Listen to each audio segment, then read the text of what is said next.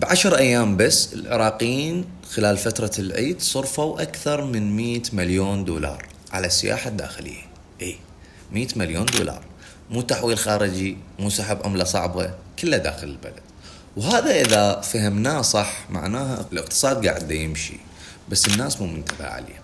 تخيلوا آلاف العوائل سافرت داخل العراق، صرفت بين 200 و 300 دولار للفرد الواحد، بين فندق، بين مطعم، بين تاكسي، ألعاب أطفال، حتى بسطيات تبيع مي بارد قدام هذا المعلم السياحي.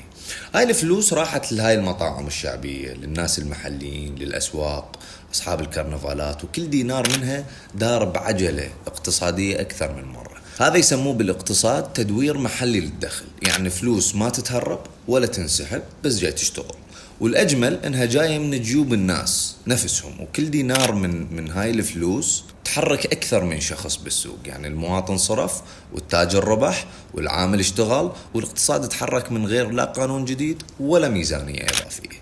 السياحة الداخلية اليوم أثبتت شغلة جدا مهمة. العراقيين عندهم فلوس، بس يحتاجون بيئة حقيقية وخدمات أكثر تمشيهم، تونسهم، مو تخليهم واقفين.